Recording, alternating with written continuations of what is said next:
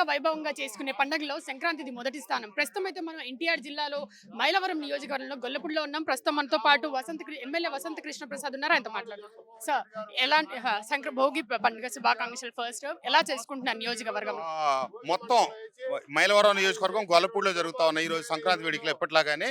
చాలా ప్రతి సంవత్సరం చేసుకునే దానికంటే ఈ సంవత్సరం ఇంకా మరింతగా ఈ సంక్రాంతి సంబరాలు శోభ చేకూరిని. ఎక్కడెక్కడో విదేశాల నుంచి వివిధ రాష్ట్రాల నుంచి నలుమూలల నుంచి అందరూ ఆంధ్రాకి తరలి రావడం జరుగుతూ ఉంది.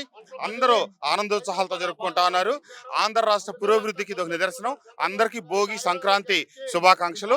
తప్పకుండా ఆంధ్ర రాష్ట్రం పురోభివృద్ధి సాధిస్తుంది. పురోభివృద్ధి మరింతగా సాధించాలి ఆకాంక్షిస్తుంది. మీరు వైసీపీలో ఉన్నప్పుడు కూడా సంక్రాంతి చేశారు, టీడీపీలో ఉన్నప్పుడు కూడా సంక్రాంతి చేశారు. దాని బోత్ ఈ రెండు పార్టీల డిఫరెన్స్ ఏంటంటే?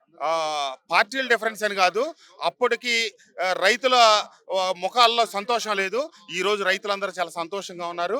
ఆ ధాన్యానికి అమ్మిన 24 గంటల్లోనే రైతులకి డబ్బులు పట్టడం. ఈ రోజున రైతులు సంక్రాంతి అంటే పంటల చేతికి వచ్చి రైతులు ఆనందంగా గడుపుకునే పండగ సంక్రాంతి పండగ. గతంలో రైతులు పంటలు అమ్మితే 6 నెలలకు కూడా డబ్బులు అని పరిస్థితి, కానీ ఈ రోజు 24 గంటల్లో వస్తా ఉన్నాయి. నిజమైన సంక్రాంతి ఈ రోజు జరుపుకుంటా ఉన్నారు. భోగి అంటేనే పాత ఆలోచనలు, పాత వస్తువులు భోగిలో వేసి ఇది చేయడం అంటారు. మరి ఏ కొత్త ఆలోచనలతో ముందుకెళ్ళబోతున్నారు టీడీపీ పార్టీ వాళ్ళు? గత ప్రభుత్వ హయాంలో ఇచ్చిన పాస్ పుస్తకాలు ఇక్కడ రైతులు స్వచ్ఛందంగా తీసుకొచ్చి భోగి మంటల్లో వేసి కాల్ చేయడం జరిగింది. కొత్త దిశగా అడుగులు వేస్తా ఉంది రాష్ట్ర ప్రభుత్వం. కొత్త రాజముద్రతో రాజ్య సర్కారు పాస్ పుస్తకాలు పంపిణీ చేయడం జరిగింది. రైతులందరూ ఆనందంగా ఉత్సాహంగా ఉన్నారు, సంతోషంగా.